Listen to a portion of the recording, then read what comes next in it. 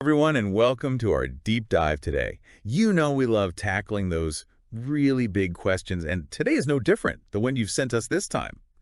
Well, it's a doozy. Is dictatorship more natural than democracy? Right. I mean, wow, Yeah. right? It really makes you think. It does. And to really get to the bottom of this, we're going to be looking at all sorts of sources. We've got philosophy, we've got political analysis, even some stuff about the impact of technology. hmm It's going to be a wild ride. I think it's fascinating to consider this question because, we tend to think of democracy as this pinnacle of progress. But what if deep down something in us kind of leans towards strongman rule? Right, exactly. And that's where these philosophers come in, like Hobbes and Locke. Their ideas about human nature and how we should be governed, well, they're a perfect starting point, I think. Hobbes had this idea of the state of nature, right? Yeah. And it wasn't pretty. No, not at all. It was all about chaos, and basically every person for themselves. He thought without a strong ruler to keep everyone in line, life would be, well, brutal. Yeah. For Hobbes, it was like dictatorship was the only way to prevent total anarchy, like a necessary evil. A necessary evil, yeah. He thought people were so afraid of this chaos that they would actually give up their freedom just to have some security. It's a pretty bleak view of humanity, right? It is. But then you have Locke, who was much more optimistic. He believed in natural rights, things like the right to life, liberty, property, that sort of thing. And for him, the government's job was to protect those rights, not take them away. Yeah, so for Locke, the people should have a say in how they're governed, which is basically the opposite of a dictatorship. Totally. He thought people were capable of reason and cooperation, so democracy actually made sense to him. And it's amazing how these ideas from centuries ago are still relevant today. I mean, we still debate these same concepts in modern politics. But the thing is, our sources don't just stop at this philosophical debate.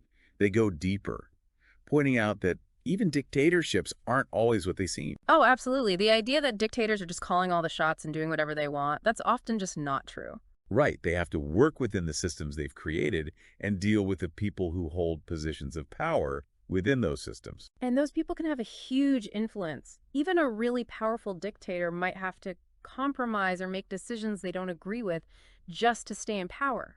It's complicated. Definitely. It's like this whole ecosystem of power with its own rules and its own players. But you want to know where things get really interesting. When we start talking about technology, that's where this whole question of whether dictatorship is natural takes a totally different turn. Oh, I know where you're going with this. Because some sources argue that technology isn't just a tool. It might be actually shaping the very nature of power itself. Like it could be pushing us towards more authoritarian structures, whether we realize it or not. That's a pretty scary thought. It is. Because think about it. Advancements in things like surveillance technology and AI, well, they could give dictators incredible power to control and manipulate people. It's not hard to imagine a world where every single thing you do is tracked, every website you visit, every conversation you have, and then that information is used to control you. Right. And then add in AI-powered propaganda. How would you even know what's true anymore? It's like something out of a dystopian novel. It really is. And one source made this really interesting point. They said that humans are already like a technological dictatorship over other species. Whoa. Yeah, they said we control their habitats, their food, even their genes. It makes you wonder, does technology inevitably lead to this kind of dominance? That's such a good point. Yeah. And it makes this whole question of what's natural way more complicated, right? It's not just about some instinct we might have for dictatorship. It's about how we use technology, how it shapes our choices, how it influences our relationships with each other and the world around us. Yeah, it's not a simple issue at all. Nope. So the real question is, can we use technology to strengthen democracy instead of weakening it? Can we be aware of the dangers and make choices that protect our freedom and our humanity? It's a lot to think about. It really is. But for now, let's maybe take a break from these big philosophical questions and look at some real-world examples. Yeah. Let's see how technology is already being used, both for good and for bad.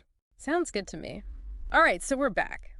And we've been talking about this big question. Is dictatorship more natural than democracy?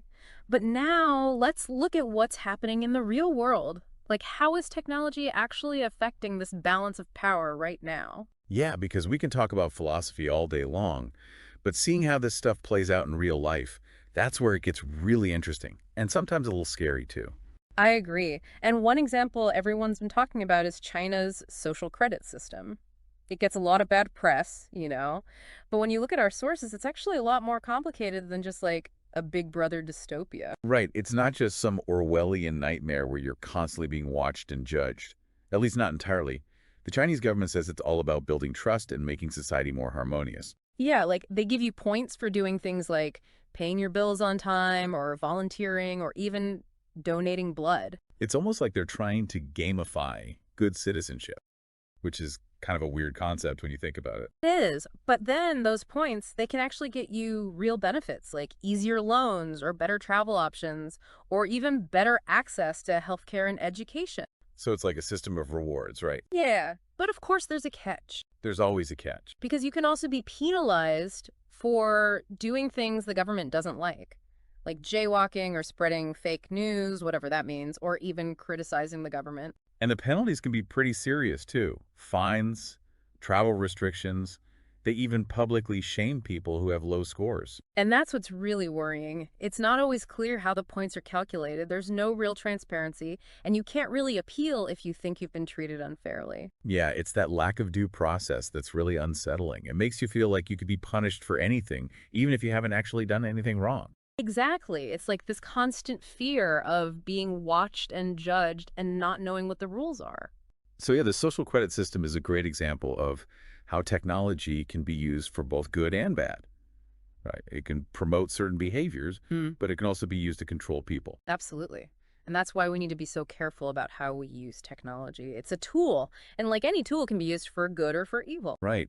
And speaking of tools used for good, our sources also highlighted some pretty amazing examples of how technology is being used in more democratic countries to empower people and make governments more transparent. Oh yeah, there are some really cool initiatives out there. Like in India, for example, they had this platform called Aadhaar, which is like a biometric ID system. Right, so everyone gets a unique ID number and it's linked to their biometric data. And it's been really helpful in streamlining a lot of government services like welfare programs and banking. Yeah, it's kind of like a digital social security card, right? Exactly. And it's been especially helpful for people who don't have traditional forms of ID. Like Aadhaar has made it easier for them to access government benefits and participate in the formal economy. So in this case, technology is actually helping to level the playing field and give more power to people who have been traditionally excluded.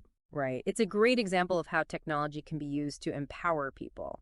And then there's Ushahidi in Kenya.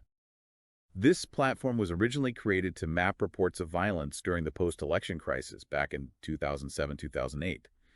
But since then, it's become this really powerful tool for citizen journalism and holding the government accountable. It's amazing how it's been adapted for so many different uses. It is, Yeah. and it's all about giving people a voice. Like anyone can use their phone to report on problems in their community, like potholes or broken streetlights or even corruption. And all that information is then made public, which puts pressure on the authorities to actually do something about it. It's like turning everyone into a watchdog. Exactly. And it shows how technology can make governments more responsive to the needs of their citizens. So these are really hopeful examples. They show how technology can be used to make things better, to give people more power and make governments more accountable. Absolutely. But as we've seen with China's social credit system, there are also real dangers. We can't just assume technology is always going to be used for good. That's true. It's this constant balancing act, isn't it? Trying to harness the power of technology while also making sure it doesn't turn against us. It's a challenge we're going to have to keep facing as technology keeps evolving. But before we start looking too far into the future, there's one more real-world example I think we should talk about. It's not as dramatic as these others, but it really gets to the heart of this question of control and how technology is changing our relationship with the natural world. Oh, yeah. Tell me more. Okay, so remember how earlier we were talking about humans being like the tech giants of the natural world? Well, there's this thing in our sources about mountain gorillas. And I think it really shows how tech, even when it's used for good, can have these unintended consequences. Oh, yeah. What about gorillas? So mountain gorillas, they're critically endangered, right? And conservationists have been using all this technology like GPS tracking and DNA analysis to keep tabs on them, protect them from poachers. Yeah, I've read about that. It's amazing how they're using tech to help these animals. It is. But here's the thing. Some of our sources, they're saying that by using all this tech to manage the gorillas so closely, like controlling their movements, even their breeding, we're basically creating this digital enclosure for them. Yeah, I see what you mean. It's like, even though we're trying to help, we're still imposing our control, extending it into their world. Exactly. And it just raises all these questions, like, are we missing with their natural evolution by intervening so much? Is there a point where conservation, even with the best intentions, becomes a form of, like, technological dominance?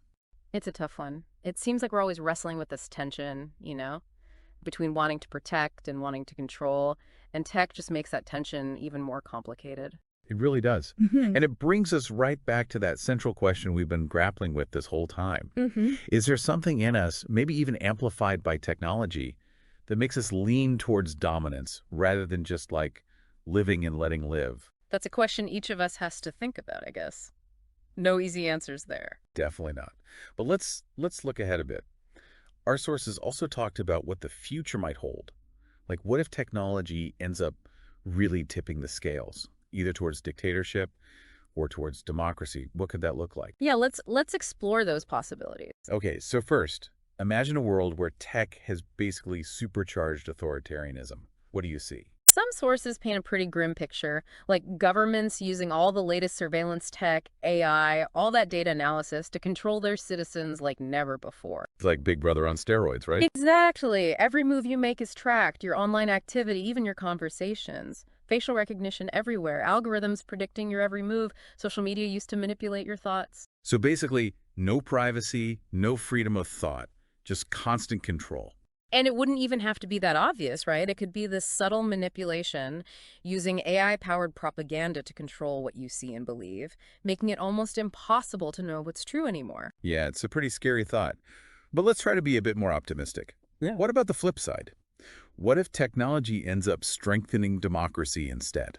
Well, in that scenario, technology would be used to increase transparency, get people more involved, and make sure governments are actually accountable to their citizens. So things like secure online voting, platforms for open discussion and debate, and tools that let people directly participate in making decisions. Exactly. It's about using tech to level the playing field and give more power to the people.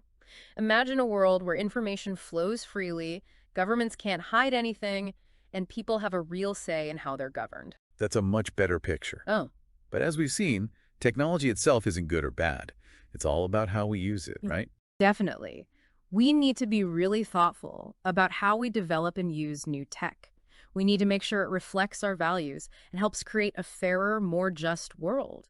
It's not enough to just sit back and consume. We have to be active participants, shaping technology's future. Couldn't agree more. We can't just leave it up to chance. We all have a role to play in making sure tech is used for good. Exactly. And that's what I hope people take away from this deep dive. This question about whether dictatorship is more natural, well, it doesn't have a simple answer. It's about understanding ourselves, the systems we create, and the power of the tools we use. And realizing that we have the power to choose, we can decide how technology shapes our world. Will it be a tool for control or a tool for freedom? That's up to us. It's been quite a journey exploring all these ideas with you. Thanks for joining us on this deep dive. Absolutely. And remember, the conversation doesn't end here. Keep asking those tough questions, keep challenging assumptions, and let's all work together to create a future where technology empowers us all. Thanks for listening, everyone. Until next time.